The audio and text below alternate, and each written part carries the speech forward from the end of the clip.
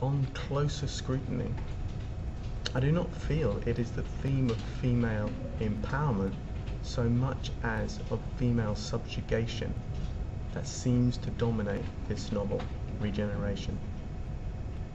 Yes, Sarah may appear to have gained economic independence, but, as Barker suggests, through Madge's pessimistic comments on the women's financially rewarding employment being too good to last, this economic independence will likely end when the war ends and the preferred male workers return.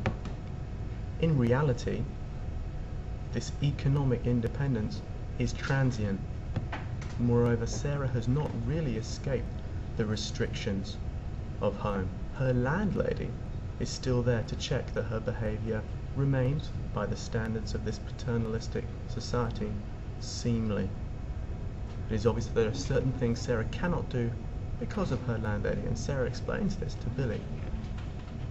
What's more, the law also seems to prohibit Sarah from behaving in a manner which it feels is unseemly.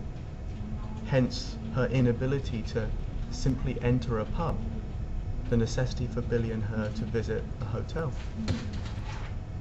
There is even, suggested by a jealous Betty, the threat of expulsion from the cafe where she meets Pryor if she indulges in any more of the unseemly, flirtatious behaviour that she's been experiencing with the teacup.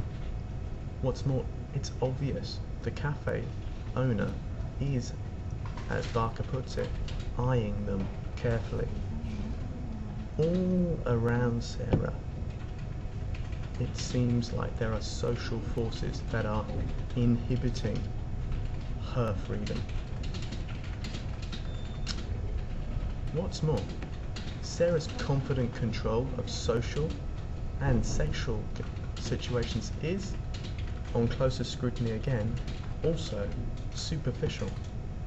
Even while Barker appears to be characterizing Sarah as confident and empowered, she is intimating to the reader how hollow this confidence and empowerment is. Her handshake is not manly, but boyish. Therefore, even when imitating masculine behavior, the diction here suggests that a woman, Sarah, in this example, is to be perceived as somehow weaker. While it might seem like Sarah's "no, I mean it" is what stops Pryor from continuing to kiss her in the graveyard, actually, Pryor is in control, knowing that the more he bellyached about it now, the longer he'd have to wait, and so making sure that he is the first to pull away from the kiss, not because he had been told to by Sarah, but because it suits his larger purpose, which is perhaps to give the impression that he's not pushing. Clearly we are shown here how it is Pryor who is in control of this encounter with Sarah, even though she might feel she is the one who is calling the so-called shots. Pryor has his plan of seduction. We see this on the second occasion when he does actually manage to seduce Sarah. And let's look at the language he uses here. He says he's not pushing, but if she wanted to make love, he would make sure it was all right. Most telling here is not that Pryor's seduction succeeds, although obviously Pryor here is characterized more as a predator and Sarah as prey through this idea of some calculated plan that we've seen progressing from their first encounter. What's most telling is that even while he's suggesting that she is in control, he's not pushing, but if she wanted to, he'd make sure it's all right. Even while he's suggesting that, the words he chooses show that ultimately it will depend on him whether or not it is alright.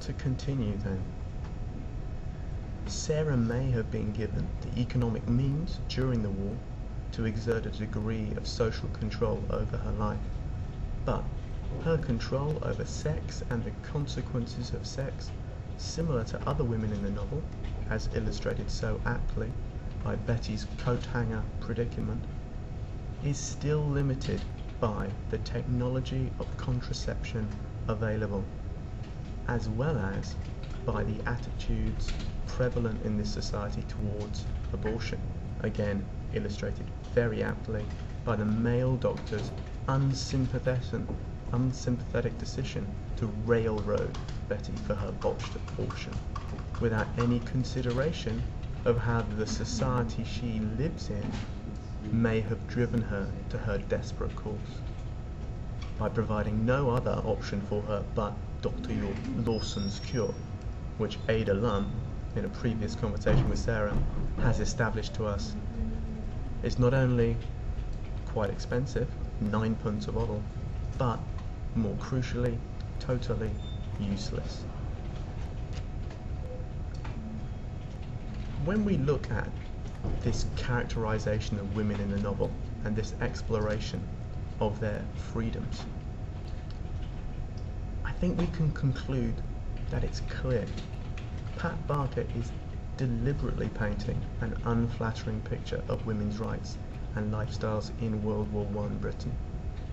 Far from celebrating the growing confidence of women and the expansion of opportunities for women, the novel actually highlights, most especially through Sarah, but also through other female characters, how the shift in economic freedom is likely to be transient, and how any freer expression of sexuality is doomed to remain limited either until such a time as attitudes within the male-dominated medical profession become more proactive, particularly in terms of developing reliable contraceptive technology, or perhaps the society itself becomes more pro-choice.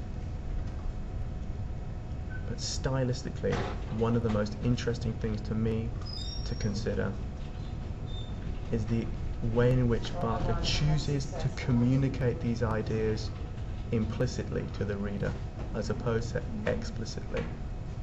It's as though the paternalistic values of this society are so ingrained, the marginalization of women so innate, that they permeate all interactions between men and women.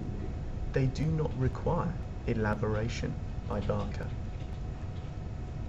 There is no need for a reflective Rivers to, from a female perspective, consider their treatment in this culture. Or perhaps it is worse than this.